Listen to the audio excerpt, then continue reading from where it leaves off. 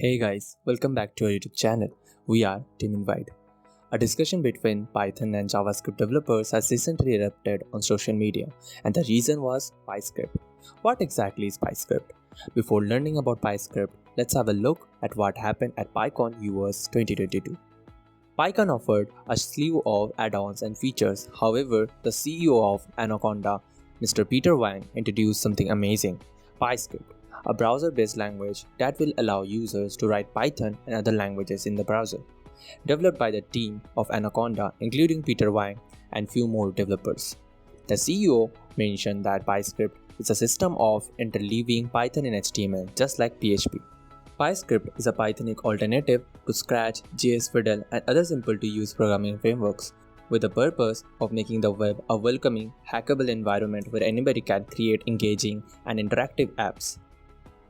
PyScript is a meta project that tries to bring together a number of open technologies to build a framework that allows users to construct complex web apps using Python.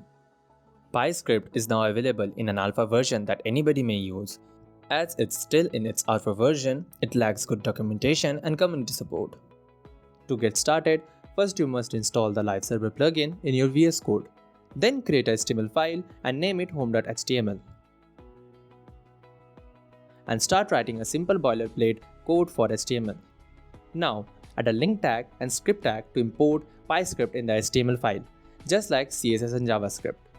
You can find these two lines on their official website where the entire project is lying. Now, open a PyScript tag and write your program and close the tag. Here, I'm writing a print statement. Now we can. By running this on Live Server, we can see the print statement. Now, what if we have to write a complicated Python program which consists of some libraries like NumPy and Matplotlib? Here is a program to plot some random numbers in the web page. In order to use third-party packages, we'll need to declare the dependencies using the pyenv tag in the HTML head. For example, here I'm adding NumPy and Matplotlib. Now, notice here we are using PyScript output equals to plot as a shortcut, which takes the expression on the last line of the script and runs pyscript.write plot, fig.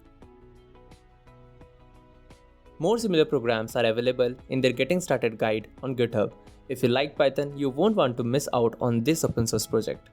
So, that was PyScript. It is basically HTML, just a little or a lot more powerful, owing to Python's fast and accessible library environment. So, what's your opinion? Will it replace JavaScript someday? Comment down below. We hope you liked the video. All PyScript related resources will be available somewhere in the description. Don't forget to leave a like, share and subscribe to support our initiative. Thank you, and we will see you in the next video.